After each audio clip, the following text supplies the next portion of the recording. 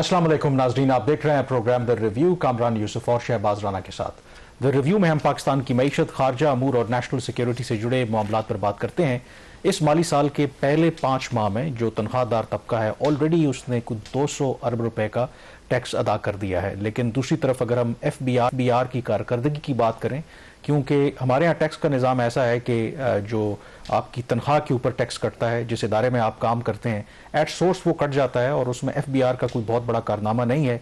जो कंपनी इदारा आपका टैक्स काटता है वो सीधा FBR के पास चला जाता है। इसी तरह से सेल्स टैक्स हो, विद होल्डिंग टैक्स हो, इस तरह के जो टैक्सेस हैं उसमें FBR का कोई इतना अमल दखल नहीं होता। और जो हम टैक्स रिटर्न भी भरते हैं वो रज़ाकाराना तौर पर भरते हैं लोग, और फिर कुछ के ऑडिट्स भी होते हैं, और जब ऑडिट्स होते हैं तो वहाँ पर एक्चुअली FBR की कारकर्दगी का पता चलता है।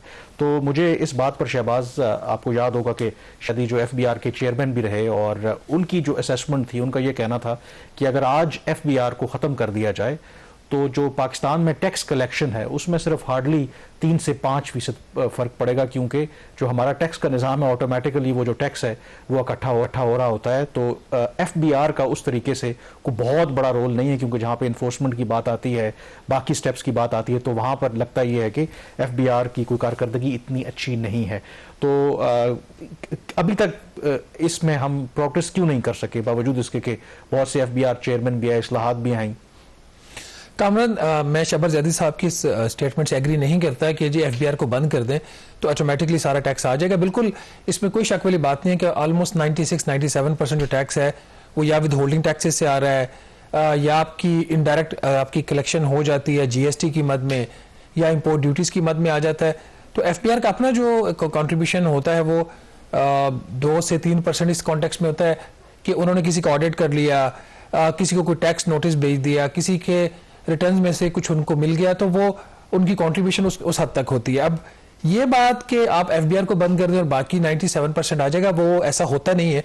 उसकी बुनियादी वजह ये है कि उन्होंने एक सिंबॉलिक बुनियादी तौर पर बात की थी कि हमारे यहाँ जो FBR की जो कारकर्दगी है वो कैसी है। मतलब हमारे यहाँ होना तो यही चाहिए ना कि प्रॉब्लम सबसे ज्यादा ये है कि अगर ऑटोमेटिकली खजाने में पैसा आ रहा है वो तो बात ठीक है।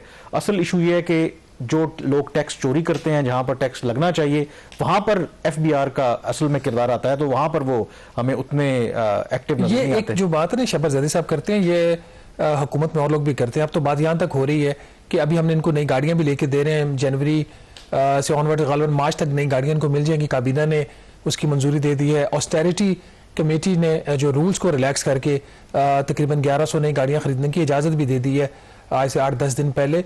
तो फिर तनख्वाहें भी बढ़ा रहे हैं, और कुछ लोगों का ये ख्याल है कि फिर भी टैक्स कलेक्शन ना बेहतर हुई तो फिर FBR को बंद कर देना चाहिए। एक और काम भी उन्हें करना चाहिए, जो FBR के लोग रिपोर्टिंग करते हैं उनको भी थोड़ा इंसेंटिव दें ताकि वो भी जरा पॉजिटिव रिपोर्ट करें। जहां इतनी गाड़ियां खरीद लें, थोड़ी सी और गाड़ियां खरीद के उन रिपोर्टर्स को भी दे दें। मसला ये है कि अच्छी रिपोर्टिंग करें। जो गाड़ी उनको मिले मेरे पास उससे बेहतर गाड़ी का फायदा कोई नहीं होगा। ठीक है। अच्छा, अब आ जाते हैं जो असल इनकी बात है। देखिए, मैं एक बात कहता हूँ, जो गाड़ियाँ और सैलरी वाली बात है ना, ये आप उनको जो HR के हवाले से, ह्यूमन रिसोर्स को फैसिलिटेट करने के हवाले से उस हद तक तो ये बात ठीक है कि आप उनको फैसिलिटेट करना चाहिए। अगर कोई ये समझता है कि गाड़ियों देने से और गाड़ियों के देने से या फिर तनख्वाहें बढ़ाने से FBR की कलेक्शन बेहतर हो जाएगी, वो नहीं होगी।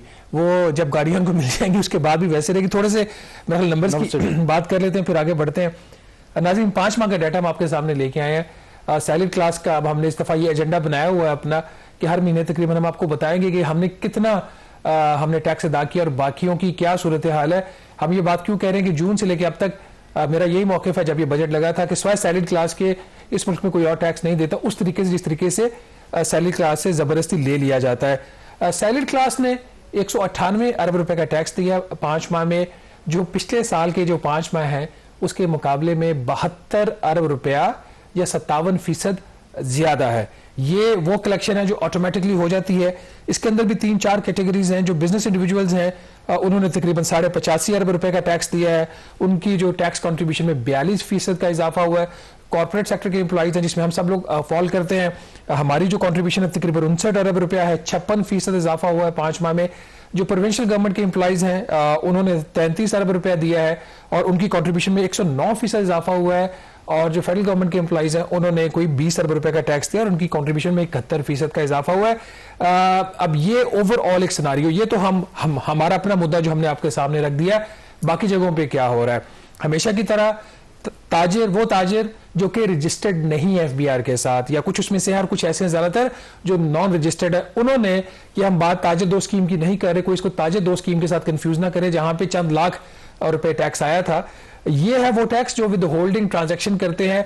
एक ताजिर जो है किसी होलसेलर से जब कोई चीज खरीदता है और वो नॉन फाइलर है तो 2.5% टैक्स पे करता है। उसने जो 5 माह में टैक्स पे किया 13 अरब रुपया दिया है सिर्फ। सैलरीड क्लास का 198 अरब रुपया, ये जो ताजिर हैं इन्होंने 13 अरब रुपया दिया है। और हमारी जो कंट्रीब्यूशन है सबकी मिला के एम्प्लॉइज की, जो गवर्नमेंट एम्प्लॉइज और प्राइवेट सेक्टर के, वो इनसे कोई 1423% ज्यादा है। ये एक चीज होगी। अब दूसरी बात जो है इन्फोर्समेंट, जिसका भी कामरान भी जिक्र कर रहे थे कि हमेशा कहा जाता है कि एफबीआर के पास बेतहाशा डाटा है। आपने कितनी गाड़ियां खरीदी सानू पता है, ऐसे थोड़े पीछे आ रहे हैं। आपने घर लिया हमें पता लग गया, हम नहीं आपको छोड़ेंगे। अच्छा, आपने बैंक में ये पैसा पड़ा हुआ हमें पता लग गया, अब रिजल्ट देख लीजिए। जो 5 माह का इसमें जो डाटा है उसके मुताबिक 26 अरब रुपया इकट्ठा हुआ है जो एफबीआर अपने ऑडिट के जो उसकी एफर्ट है, जिसको कहते हैं इन्होंने डिमांड किया टैक्स, खुद इन्होंने जाके कहा कि आपका ये टैक्स बनता है। उस मद में इनको 26 अरब रुपया मिला है। कहने को 26 अरब रुपया ये भी एक अच्छी खासी रकम है, लेकिन जरा इसका कंपैरिजन देख लें पिछले साल से। पिछले साल के जो 5 माह थे उसमें 31 अरब रुपया पे किया इन्होंने, एफबीआई ने लिया था थ्रू डिमांड। अब 31 अरब के मुकाबले में इस साल हुआ है 26 अरब, 16% कमी। कामरान, ये है वो एक जो इसकी एफबीआर की एफर्ट की जो हम बात कर रहे हैं। मैंने कुछ हुकाम से इस हवाले से बात की कि जी इसके ऊपर आपका क्या मौक़िफ़ है, ये तो चीज़ें आपकी ख़राब हो रही हैं, बजाय कि आप अपनी जो कैपेसिटी को बेहतर करें, बेहतर ऑडिट करें, आपके पास अगर इन्फॉर्मेशन आ रही है। तो उन्होंने कहा जी कि इस्लामाबाद हाई कोर्ट का एक डिसीजन है जिसके बाद हमारे लिए मुश्किलात पैदा हो गई हैं कि वो जो टैक्स लेना होता है हमने थ्रू डिमांड, वो मुश्किल हो गया। मैंने कहा कैसे मुश्किल हो गया? उन्होंने कहा जी, उन्होंने कहा कि जो आप लॉज हैं उसको फॉलो करें जब आपने किसी के बैंक से पैसे निकालने हैं। होता यह है कि जब टारगेट मंथली मीट नहीं होता तो एफबीआर आपको एक नोटिस देता है कितने बजे, 3:28 पर, और 4 बजे आपके बैंक से जाके पैसा निकाल लिया जाता है। ये मैं हेर से नहीं कह रहा, ये मेरे सामने एक जजमेंट पड़ी हुई है इस्लामाबाद हाई कोर्ट की, जस्टिस बाबर सत्तार साहब की। अब ये 2022 की जजमेंट है, ठीक है।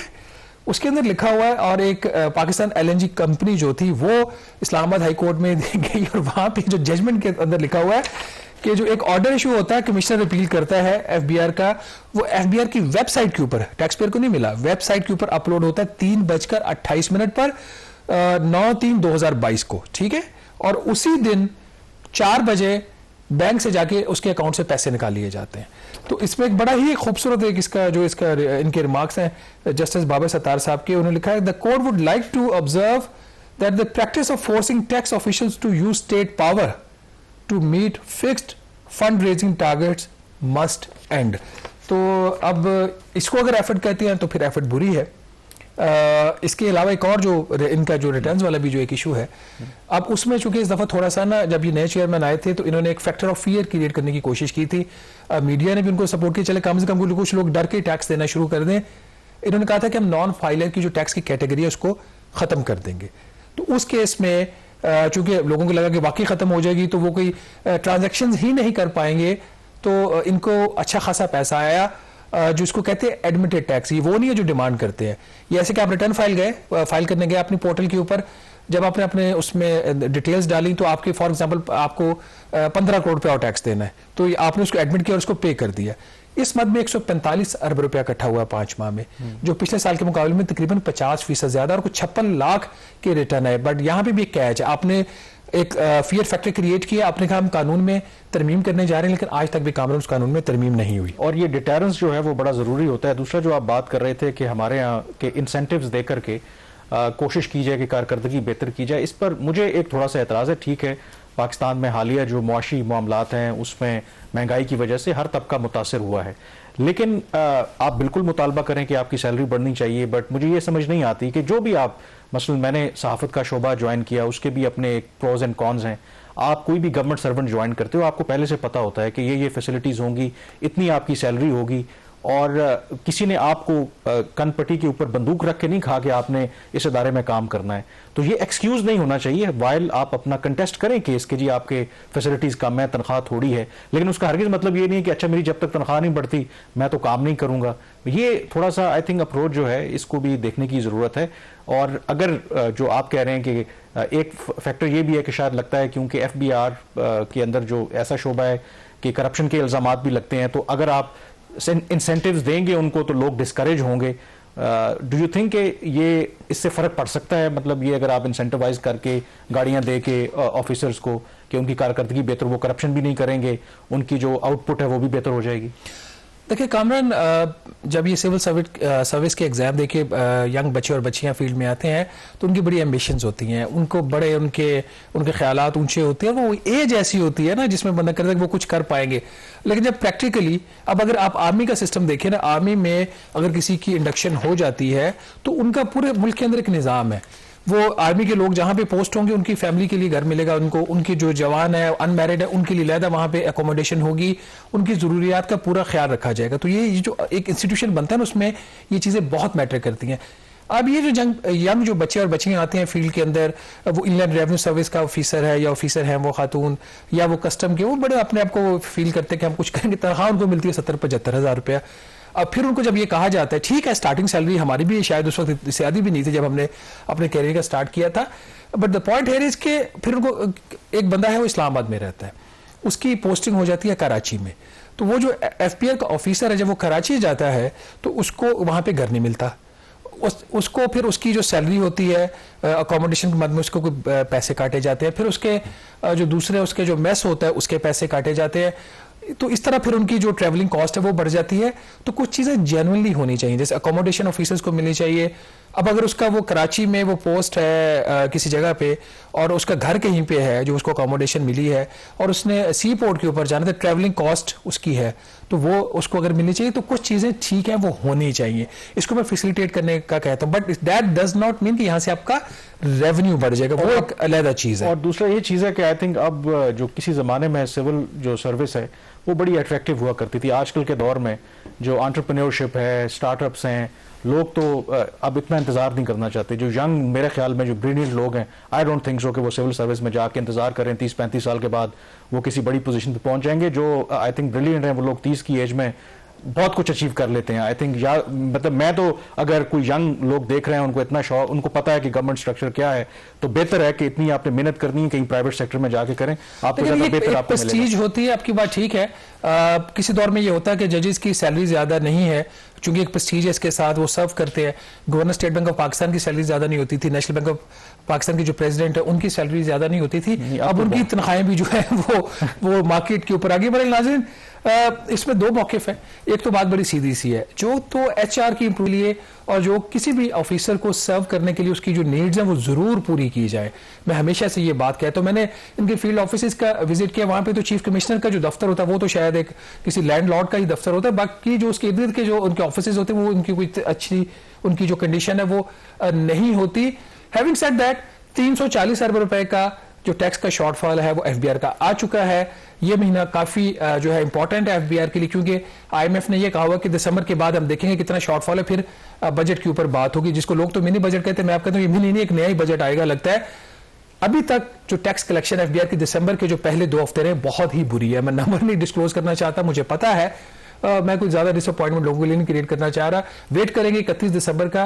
बहरहाल जो हदफ है इनका इस माह का वो 1374 अरब रुपए है तकरीबन, और उसके अभी ये 1/3 के करीब भी ये नहीं पहुंचे। मुश्किल टारगेट है। देखना भी ये है कि क्या जो चेयरमैन FBR और जो फाइनेंस मिनिस्टर हैं, जो उनकी कमिटमेंट्स हैं कि जी हम ट्रांजैक्शन से जो है वो और इन्फोर्समेंट को बेहतर करके हम टैक्स कलेक्शन को बेहतर कर लेंगे, वो अभी तक होता हुआ नजर नहीं आ रहा। यहाँ पे छोटी सी ब्रेक लेंगे, ब्रेक के बाद जब वापस आएंगे तो बात करेंगे कामरान के चाइना के विजिट की, वो चाइना से क्या लेके आए हैं। स्टे विद अस।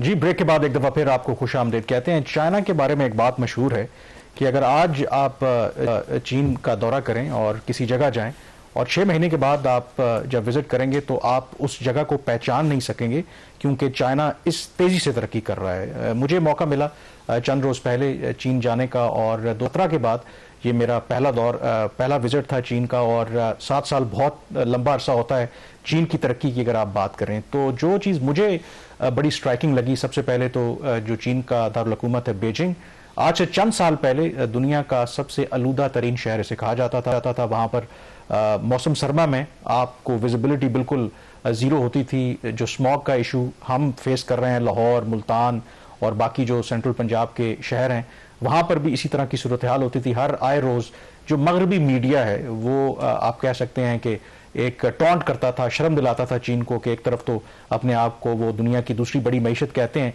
लेकिन उनका जो कैपिटल है वो आलूदा तरीन है। लेकिन अब अगर आप चीन जाएं, बीजिंग जाएं, तो आप उसका कंपेयर कर सकते हैं दुनिया के किसी भी जो मगरबी कैपिटल हैं, वाशिंगटन या ब्रसल्स, बिल्कुल ब्लू स्काइज आपको नज़र आएंगी, स्मॉग और फॉग का नामो निशान तक नहीं है। और शहबाज वो हुआ कैसे है, जब हमने जाना कि देखें जो तो उसके मुकाबले में बहुत छोटा शहर है, कमो बेश आई थिंक कोई 2 करोड़ 30 लाख आबादी है बीजिंग की बहुत बड़ा शहर है। और उन्होंने बताया कि जब इन्होंने फैसला किया चीन के हुकाम ने कि स्मॉग का खात्मा करना है, तो 1000 के करीब जो फैक्ट्रीज थी जो बीजिंग में मौजूद थी उनको उन्होंने रीलोकेट किया। फिर उनकी कंप्लीट ट्रांसफॉर्मेशन की, जो उनका पब्लिक ट्रांसपोर्ट सिस्टम है वो इलेक्ट्रिक पे चला गया। वहाँ पर अगर आपको 70-80% अब आपको इलेक्ट्रिक व्हीकल्स नज़र आएंगी। हमारे यहाँ जो मोटर बाइक्स हैं जो चलते हैं, ये 2 स्ट्रोक्स या 4 स्ट्रोक्स वगैरह, उधर कोई कॉन्सेप्ट ही नहीं है। वहाँ पे आपको ईवी बाइक्स नज़र आएंगे। और इतना बड़ा शहर होने के बावजूद अगर आप सड़क पर जा रहे हैं तो आपको कोई शोर नहीं सुनाई देगा, कोई इस तरह की चीज़ नहीं आएगी। तो कई मामलात में तो अब लगता ही है कि बीजिंग जो है वो इवन मगरिब से भी आगे निकल गया है। तो एक अनबिलीवेबल ट्रांसफॉर्मेशन है। तो मैं यही सोच रहा था कि अगर चीन बीजिंग में उसको बिल्कुल स्मॉग फ्री कर सकता है, तो हमारे जो शहर हैं, लाहौर हो या बाकी, हम भी कर सकते हैं, प्रोवाइडेड कि पॉलिटिकल विल हो और पब्लिक नहीं। वो तो पंजाब की चीफ मिनिस्टर गई हुई है ना आजकल, वो भी गई हुई है, लेकिन वो ठीक है, वो तो पोल्यूशन फ्री हो जाएगा। आपका रिजवान शहजाद के लिए टॉफियां और चॉकलेट्स लेके आए हैं कि नहीं, या इस दफा फिर खाली हाथ आ गए आप वापस? इस पे बाद में डिबेट करेंगे, क्योंकि जो है ना वो उनको पसंद नहीं है। वैसे भी खैर जो बंदा ओवरवेट हो तो उनके लिए मीठा अच्छा नहीं होता। खैर एक जो और चीज़, ये तो ट्रांसफॉर्मेशन की हमने बात की। दूसरा जो विजिट किया मैंने वो शंघाई, जो फाइनेंशियल कैपिटल है चीन का, और जो उसमें लोग जो चीन गए हैं बीजिंग से, जो शंघाई है, आप उनकी बुलेट ट्रेन है जो 400 किलोमीटर फी घंटा की रफ्तार से सफ़र करती है। और जो आप ये समझ लें कि इतना ही सफ़र है, इस्लामाबाद से आपने कराची जाना है और आपको पता है कि अगर आप बाय रोड जाएंगे तो कितना टाइम लगता है। तो बीजिंग से शंघाई का बुलेट ट्रेन के ज़रिए जो सफ़र है वो सिर्फ 4.5 घंटे का है। तो इससे आपको अंदाज़ा होता है कि चाइना कितना तेज़ी से तरक्की कर रहा है। और शंघाई की एक और जो सबसे अहम बात है, उनका फाइनेंशियल कैपिटल तो है ही। जो मुझे मौका मिला तकरीबन 1.5 घंटे की मुसाफत पर, वहाँ पर शंघाई की जो पोर्ट है दुनिया की सबसे बड़ी पोर्ट है, इस एतबार से भी कि वो आर्टिफिशियल इंटेलिजेंस या खुदकार, यानी कि बग़ैर इंसानी इन्वॉल्वमेंट के वो वहाँ पर पोर्ट ऑपरेट हो रही है। तो एक छोटा सा क्लिप मैंने वहाँ पर रिकॉर्ड किया था। शायद ऑडियो इतनी क्लियर ना हो, लेकिन कम से कम वहाँ पर जो फुटेज है, जो बैकग्राउंड है, आपको अंदाज़ा होगा कि जो ये एक पोर्ट के मनाज़र हैं, आपको ऐसा लगेगा कि पाकिस्तान की कोई अपस्केल, आप कह सकते हैं कि जैसे कोई सोसाइटी है, हाउसिंग सोसाइटी है। इतना नीट एंड क्लीन एनवायरनमेंट, और दुनिया की ये सबसे बड़ी पोर्ट है। तो पहले ये क्लिप ज़रा देखें और फिर बाद में बात करते हैं। इस वक्त मैं मौजूद हूँ दुनिया की सबसे बड़ी और वाहिद ऑटोमेटेड, ये आप देख रहे हैं मेरे पीछे पोर्ट, ये कोई 1.5 घंटे की मुसाफत पर जो शंघाई चीन का फाइनेंशियल कैपिटल है उस मकाम पर वाक़ है। और जब हम आए तो एक और हैरानकुन बात ये थी कि जो हमने ये रिवर क्रॉस किया, ये 32 किलोमीटर इसके ऊपर एक ब्रिज बनाया गया है जो 2002 में बनाया गया था, जो इस पोर्ट को कनेक्ट करता है। और अनबिलीवेबल है, आप बिलीव नहीं कर सकते कि 32 किलोमीटर के उसके ऊपर उन्होंने समंदर के ऊपर एक पूरा ब्रिज बनाया। और साथ में वो चीज़ देखने वाली है कि जो विंड मिल्स भी लगी हुई हैं जिससे वो बिजली भी प्रोड्यूस कर रहे हैं। इस पोर्ट की खासियत ये है, आप मेरे पीछे देख सकते होंगे कि ये ऑटोमेटेड है, ऑपरेट हो रही है। आप देख सकते होंगे कि इतनी बड़ी, तकरीबन कोई 22 के करीब यहाँ पे बर्थ हैं और जहाज यहाँ पर आते हैं। तो आपको हार्डली कोई बंदा नजर आ रहा होगा, लगता है ये कि गोस्ट टाउन है। और आप देख सकते हो, मैं जब कह रहा हूँ कि ऑटोमेटेड है तो बगैर आप कह सकते हैं कि ड्राइवर के ये पूरा काम बस मशीन से हो रहा है। कंटेनर्स यहाँ पर आते हैं और यहाँ पर जब यहाँ से लोड किया जाता है या अनलोड किया जाता है तो कोई जो आप कह सकते हैं कि यहाँ पर आपको विजिबल लोग नजर नहीं आते, बल्कि आप देख भी सकते हैं आप देखें कि कैसे बगैर आप कह सकते हैं कि अनमैन्ड ये जो व्हीकल्स हैं उसके जरिए कंटेनर यहाँ पे लाए जाते हैं और उसके बाद इनको अपनी डेस्टिनेशन के ऊपर रवाना किया जाता है। सबसे एक और इम्पोर्टेंट बात है कि यहाँ पर जो कस्टमर का निज़ाम है वो भी बड़ा ऑटोमेटेड है। यहाँ पर बंदे की इन्वॉल्वमेंट नहीं है, कस्टमर ऑफिशियल्स नहीं है, वो आता है यहाँ से ऑटोमेटेड, वो स्कैनर उससे स्कैन हो जाता है।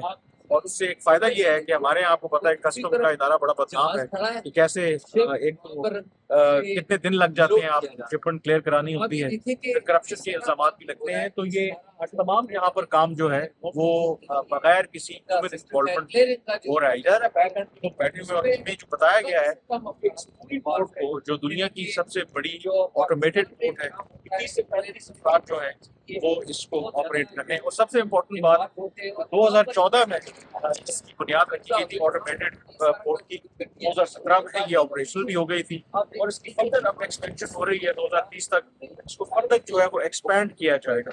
तो आप बिलीव नहीं कर सकते कि दूसरी तरफ आप मुबादल डीप सी पोर्ट की बात करते हैं और कई अरसे से वो जो मनसूबा है, बड़े बड़े ऐलानात तो हम करते हैं लेकिन अभी तक उस तरीके से सॉफ्ट लॉन्चिंग हुई है, वो कहते हैं ऑपरेशनल हुआ, लेकिन इस तरीके से ऑपरेशनल नहीं हुआ। तो चाइना जो तरक्की कर रहा है तो उसकी कुछ बेसिस हैं, दुनिया की दूसरी बड़ी मैशत है और आई थिंक जिस तरीके से ये वो तरक्की कर रहे हैं वो वक्त दूर नहीं है कि वो दुनिया की सबसे बड़ी मैशत बन जाएगी। जी, ये शंघाई की जो पोर्ट है ये प्रेसिडेंट शी का जो बेल्ट एंड रोड इनिशिएटिव है उसका हिस्सा है और इसका जो वॉल्यूम है, अगर हम आपको बताएंगे कितनी बड़ी ये पोर्ट है, मसलन कराची पाकिस्तान की सबसे बड़ी पोर्ट है, कोई 25 लाख जो कंटेनर सालाना जो है वो हैंडल करते हैं, लेकिन सिर्फ शंघाई पोर्ट के ऊपर कोई 4 से 5 करोड़ जो कंटेनर्स हैं उनको ये हैंडल करते हैं। और शंघाई की अगर आप बात करें शहबाज, तो उनकी जो जीडीपी का साइज़ है वो पाकिस्तान की इस वक्त जो ओवरऑल जीडीपी का साइज़ है उससे 2 गुना है, यानी कि कुछ 660 बिलियन डॉलर्स उनकी जीडीपी का साइज़ है। हमारा जो है अराउंड 365 बिलियन है डॉलर्स है। तो आप इमेजिन करें कि चाइना जो है वो किस तरफ से जा रहा है। और जो सबसे आई थिंक जो मुझे एहसास हुआ, देखें कि चाइना दुनिया की दूसरी बड़ी मैशत और वक्त दूर नहीं कि पहली बड़ी मैशत बन जाएगा और हम उनके स्ट्रेटेजिक पार्टनर भी हैं। और एक देखकर अफसोस भी होता है कि जितना हम एडवांटेज चाइना से ले सकते थे, जो टेक्नोलॉजिकल एडवांसमेंट वहाँ पर है, उस तरह से हमने फ़ायदा उठाया नहीं उससे। कामरान, ये जब सीपेक शुरू हुआ था तो उस वक्त चूंकि हमें एक पता नहीं, हमारी ये हर गवर्नमेंट का ये एक वतीरा रहा है कि कोई चीज़ हो जाए एक्सटर्नल फैक्टर की वजह से तो उसको बताया जाता है कि पाकिस्तान के तमाम मसाइल का जो हल है वो यहीं पे पाया जाता है। जब सीपेक आया था तो इन्होंने शोर डाल दिया कि पाकिस्तान बस बना दुनिया की नंबर 1 इकॉनमी। तो इस वक्त जो Chinese advice to Pakistani authorities थी कि आप खामोशी से काम करें और जब आपका ये सारा ये चीज़ें मेच्योर हो जाएंगी, आपके मनसूबे लग जाएंगे, आपकी इकॉनमी तरक्की करना शुरू कर जाएगी, तो तब बात कीजिएगा। हमने बातें ज़्यादा की और काम कम किया। आज देख लेंगे सीपेक तकरीबन ठप होकर पड़ा हुआ है और उसके ऊपर कोई डेवलपमेंट नहीं है। गवादर के ऊपर हमने बड़ा डिटेल प्रोग्राम किया, गवादर पोर्ट और शंघाई पोर्ट, मतलब दुनिया कहीं की कहीं जा चुकी है। हम सिर्फ बातों में, पॉलिटिकल स्कोर सेटलिंग में, फ्रीडम ऑफ एक्सप्रेशन को दबाने में इसमें लगे हुए हैं। जो असल काम करने वाला है वो हम करते नहीं है। तो चाइना जाके पता चलता है कि तरक्की कैसे हो रही है। और बिफोर टेकिंग अ ब्रेक जो एक हमें नजर आई वहां पर जो भी थिंक टैंक्स के लोगों से और जो वहाँ के ऑफिशियल्स थे जो उनसे बात हुई, हम डिस्कस भी करते रहे हैं कि जो सिक्योरिटी है पाकिस्तान की सिचुएशन वो उनके लिए बड़ा कंसर्न है। जो चाइनीज़ जो नेशनल्स हैं उनके ऊपर जो हमले हो रहे हैं उसके हवाले से वो बड़े आप कह सकते हैं कि परेशान हैं चीन के जो हुकाम हैं।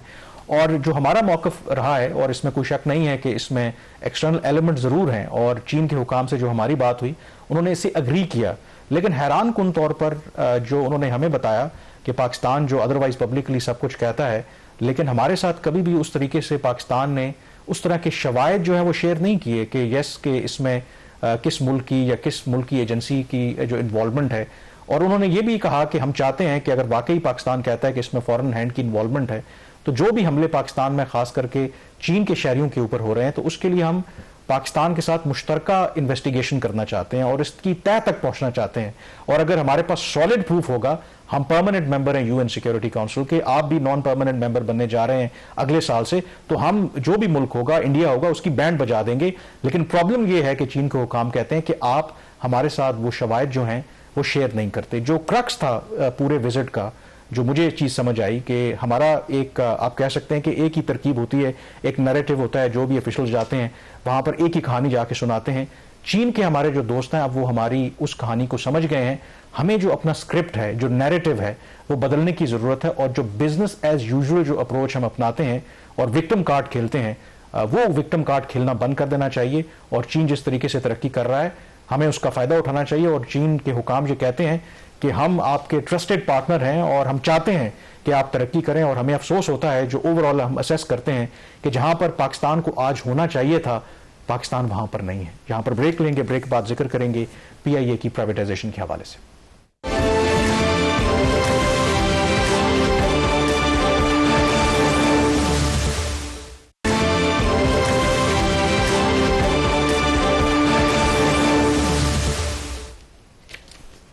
जी, ब्रेक के बाद एक दफ़ा फिर आपको खुशामदीद कहते हैं। कुछ रोज़ पहले मैं एक आर्टिकल पढ़ रहा था जब पीआईए का सुनहरा दौर था और 70s के दौर में जब जॉन एफ कैनेडी की जो एहलिया थी, खातून अव्वल अमेरिका की, वो भारत और पाकिस्तान के दौरे पर आईं।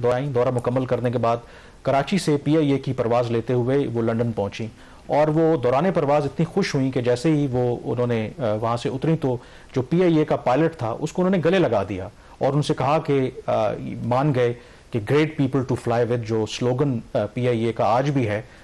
एक वो पीआईए थी और उसके बाद हमने देखा कि पीआईए ने यहाँ पर जो बड़े जहाज बोइंग, और पूरी दुनिया में एक वक्त ऐसा था कि अफ्रीका से लेकर यूरोप, कनाडा, हर जगह पे जो पाकिस्तान की एयरलाइन है उसके ऑपरेशंस हुआ करते थे। लेकिन शहबाज, वो सुनहरी दौर थे और फिर तरीके से पीआईए ने जो एक गलत टर्न लिया, उसी तरह से लगता है कि हमारे मुल्क ने भी टर्न लिया। और आज ये आलम है कि हम बावजूद तमाम कोशिशों के पीआईए को बेचना चाहते हैं और ख़रीदने के लिए कोई तैयार नहीं है। जो बिडिंग की एक अटेम्प्ट हुई थी उसमें कामयाबी नहीं मिली, लेकिन कुछ रुकावटें अब दूर की गई हैं। तो कोई है उम्मीद हमें अब कि हमारा मसला ये है ना कि हम जो सुनहरी पास्ट है अपना, उससे बाहर नहीं निकल पा रहे।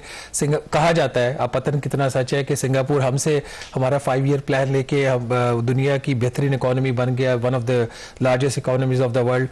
खुद साउथ कोरिया के बारे में कहते हैं कि हमारा 5 ईयर प्लान साउथ कोरिया का, और नहीं चाइना का ये उसमें केस था कि अभी चाइनीज एम्बेसडर का वो जो एक इवेंट था बड़ा फेमस, जहाँ पे वो डिप्लोमेटिक एक इशू बना था, वहाँ पे उन्होंने बल्कि शायद वो जो थे मुशाहिद हुसैन सैयद, उन्होंने ये बात की थी कि किस तरीके से 1980s में जब चाइनीज पाकिस्तान आते थे और वो कराची जाते थे, कराची की डेवलपमेंट देखते थे और पाकिस्तान की एयरलाइन के हवाले से बात करते थे, और तो जो एचबीएल का हेडक्वार्टर बिल्डिंग है उसके सामने खड़े होकर तस्वीर बनाते थे और लोगों को बताते थे कि ये एशिया की टॉलेस्ट बिल्डिंग है। पास गोल्डन पास खत्म हो गया।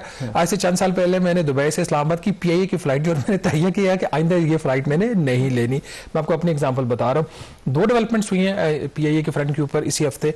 एक तो ये कि जो 2 बड़े इश्यूज थे जिस उस वक्त कहा जाता था कि जिसकी वजह से जो पीआईए की जो प्राइवेटाइजेशन थी वो नाकाम रही, जो सीरियस पार्टीज थी वो वॉकआउट कर गई, वो ये था कि एक 18% सेल्स टैक्स है जो अगर कोई जहाज लीज पे लेती है पीआईए, जो भी उसका इन्वेस्टर होता है वो, तो उसके ऊपर 18% जीएसटी पे करना पड़ता है। एक वो इशू था जिसको नॉन निगोशिएबल डिक्लेयर किया था जो सीरियस जो बिडर्स थे उन्होंने।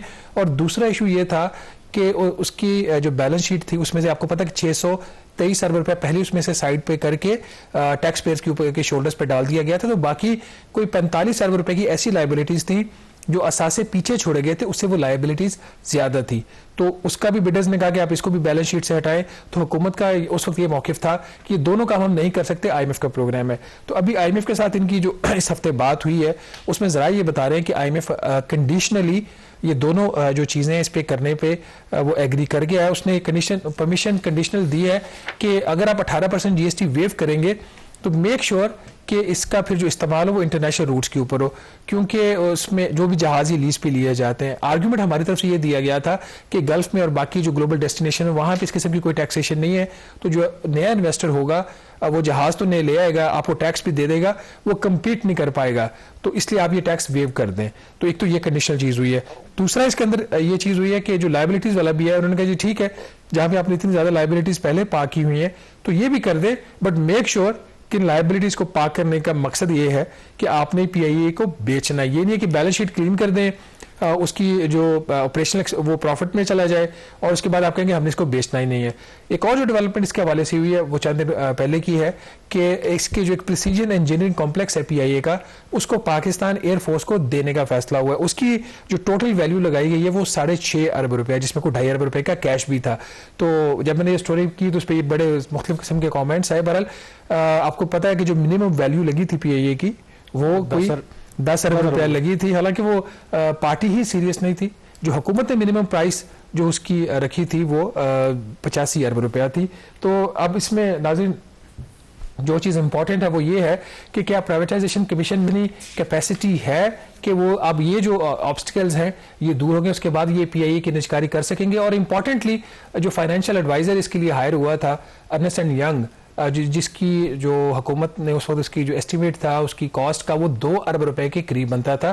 खुद जो सेक्रेटरी प्राइवेटाइजेशन एक पार्लियामेंट्री कमेटी को बताया तो प्राइवेटाइजेशन मिनिस्टर ने कहा कि उन फाइनेंशियल एडवाइजर की वो अहलियत ही नहीं थी कि वो इस ट्रांजैक्शन को हैंडल कर सके। तो अगर ये जो 2 बड़ी ऑब्स्टिकल्स रिमूव हो गए तो उसके बाद अब हुकूमत के सामने फिर एक बड़ा एक चैलेंज है कि कितने मुख्तसर अरसे में पीआईए की प्राइवेटाइजेशन होती है। क्या इसी एक फाइनेंशियल एडवाइजर के साथ हुकूमत प्राइवेटाइजेशन करेगी या फिर एक नया प्रोसेस रन करेगी जिसकी एक पूरा उसमें एक टाइम कंज्यूमिंग एक्सरसाइज भी हो सकती है। बहरहाल यहाँ पे छोटी सी ब्रेक लेंगे, ब्रेक के बाद जब वापस आएंगे तो बात करेंगे जो 15% इजाफी टैक्स है बैंकों के ऊपर, क्या हुकूमत ख़त्म करने जा रही है या अभी भी इसमें कुछ और डेवलपमेंट हो सकती हैं। बात करेंगे छोटी सी ब्रेक के बाद।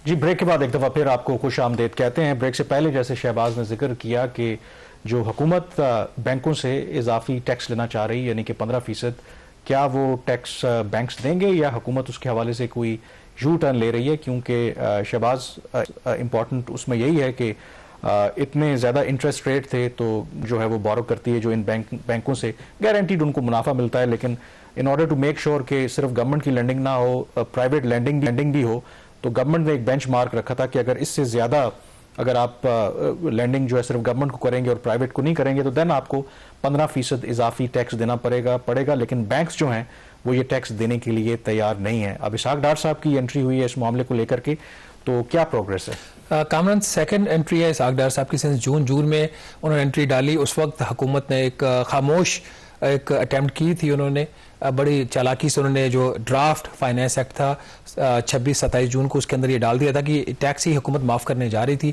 मैंने स्टोरी की, डार साहब ने एंट्री डाली और वो मसला वहीं पर रुक गया, क्योंकि मेरा उस वक्त आर्गूमेंट ये था कि एक तरफ तनख्वाहदार तबके के ऊपर आप इतना बोझ डाल रहे हो, जो वो बैंक्स हैं वो सैकड़ों अरब रुपया वो कमाते हैं, तो अगर वो इजाफी टैक्स दे रहे हैं और वो भी उस चीज़ के ऊपर जिसके ऊपर उनको मना किया गया, आपने लैंडिंग नहीं करनी, मना नहीं किया बल्कि डिस्करेज किया हुआ है इसको, तो आप क्यों उनका टैक्स खत्म करने जा रहे हैं? अभी हमने बात की कि 200 अरब रुपए के करीब तनख्वाहदार तबके ने टैक्स दे दिया है। अब हम भी किसी बैंक से कम नहीं है, लगता है जितने हुकूमत का ये ख्याल है कि हमारे पास बड़ा पैसा है तो ले लो जितना टैक्स लेना है।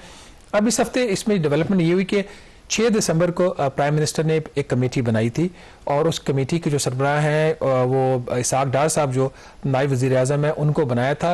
औरंगज़ेब साहब को इसकी सरबराही नहीं दी गई थी। अब इसकी क्या वजह है, गॉड नोज़ कि क्यों औरंगज़ेब साहब को इसका सरबराह नहीं बनाया गया कमेटी का। तो उस कमेटी की अभी तक 2 उसके इजलास हो चुके हैं। उसमें लास्ट जो मीटिंग हुई है आई थिंक इसी हफ्ते के गालिबन ये जुमेरात को हुई थी, उसमें ये अब तय पाया है कि एक और जो सब कमेटी बनाई थी पहली कमेटी के बाद, एक कमेटी बन गई डार साहब वाली और डार साहब की कमेटी ने आगे एक सब कमेटी बना दी जिसमें तारिक बाजवा जो former governor state bank of Pakistan और डार साहब के बड़े ट्रस्टेड एडवाइज़र हैं, अभी भी उनको एडवाइस करते हैं, वो होंगे। स्टेट बैंक ऑफ पाकिस्तान के गवर्नर हैं, चेयरमैन FBR हैं। इस कमेटी को ऑथोराइज किया गया है कि अपनी इंटरनल वर्किंग करने के बाद आप बैंक्स को इंगेज करें और उनके साथ जो है वो मामलात जो है वो तय कर लें। अब इसमें मेरे 2-3 ऑब्जर्वेशन हैं। नंबर वन, इस तरह की कमेटी सैलरीड क्लास का जो बोझ है तनख्वाह उसको कम करने के लिए क्यों नहीं बनाई गई? मैं हमेशा कहता हूं क्योंकि हमारे पास आवाज़ नहीं है, हम प्रोटेस्ट नहीं कर सकते, हम किसी को ब्लैकमेल नहीं कर सकते, तो हमारे हक में कुछ नहीं होगा। जितनी भी ज्यादतियां होती रहे फाइनेंशियली सैलरीड क्लास के साथ, वो होती रहेंगी। अब इस कमेटी का एक ही मकसद है, इसकी टीवास तो बड़े वो है, क्लियर है। इसका एक ही मकसद, किस तरीके से बैंकों को ये जो टैक्स है इसमें कोई रिलीफ फराहम की जाएगी। तो कोई भी रिलीफ चाहे 1 रुपए की भी होगी, वो इस स्टेज के ऊपर जो है वो प्रॉब्लम करेगी। मेरी कुछ लोगों से बात हुई थी, उन्होंने ये कहा था क्योंकि आपको पता है कि जो टैक्स की एप्लीकेबिलिटी है, वो जो भी टैक्स कैलकुलेट होगा वो 31 दिसंबर से होगा। तो इन प्रिंसिपल तो सारे मानते हैं कि ये बैड टैक्सेशन है, कि आप बैंक्स को डायरेक्ट नहीं कर सकते कि आपने किधर लैंडिंग करनी है या नहीं करनी, हुकूमत खुद अपने आप को बिहेव करे फिस्कली, तो बैंकों को क्यों पेनलाइज करें? तो बैड टैक्सेशन की तो ये बात है, उसको मैं भी मानता हूं। बट चूंकि सर्कमस्टांसेस ऐसे हैं, एक क्लास को आप दबा रहे और दूसरी क्लास को आप फेवर कर रहे हैं, तो इसलिए बहुत सारे लोग इसको सपोर्ट नहीं करते कि इसमें कोई यहाँ स्टेज के ऊपर रिलैक्सेशन दी जाए, खास तौर पर बगैर जो कोई रिलीफ जो दी है सैलरीड क्लास को। तो अब शायद इस किस्म का प्रपोजल डिस्कस हो रहा है कि कोई दरमियानी रास्ता निकाल लिया जाए, इस साल की जो टैक्सेशन है वो इनसे ले ली जाए और फिर अगले साल की जो टैक्सेशन होगी उसमें कुछ एडजस्टमेंट्स की जाए, जिसमें एक बड़ा प्रपोजल ये है कि बैंक्स जो लैंडिंग करती हैं, ओवरनाइट ऑपरेशन जो वो होते हैं, पहले चूंकि IMF ने पाबंदी लगाई हुई है ना कि इसमें पाबंदी ये है कि वो state bank direct federal government को लैंड नहीं कर सकता। तो पाबंदी की वजह उसको अवॉइड करने के लिए स्टेट बैंक नोट प्रिंट करके कमर्शियल बैंक को देता है, कमर्शियल बैंक वही उसके ऊपर अपना कोई 1-1.5% ऊपर रख के वो फेडरल गवर्नमेंट को देता है। तो ये वाला जो एक साइकिल चलाते हैं ना, उसको डिफ्लेक्ट करने के लिए बैन को, तो उसको शायद उसमें से निकाल दें। बट अभी इसके ऊपर कामरान हतमी कुछ नहीं कहा जा सकता क्या होता है या क्या नहीं होता, लेकिन कमेटी बनाने का एक मकसद तो कम से कम वाज़ेह है कि किसी तरीके से बैंक्स को एडजस्ट किया जाए। बैंक्स का अपना मौक़िफ़ ये है कि हमारे पर हैवी टैक्सेशन है, हमारे साथ ज्यादती हो रही है, तो जनाब ज्यादती हमारे साथ भी हो रही है, हमारे लिए भी बात कर लें। बिल्कुल। और लेकिन जाहिर है कि जो सैलरीज है उनका कोई उस तरीके से टूल नहीं है उनके पास कि हुकूमत के ऊपर दबाव डाल सकें, सिवाय इसके कि वो सिर्फ अपनी भड़ास जो है वो बातों से निकाल सकते हैं। प्रोग्राम द रिव्यू से इतना ही। कामरान यूसुफ और शहबाज राना को इजाज़त दीजिए। अल्लाह हाफिज़।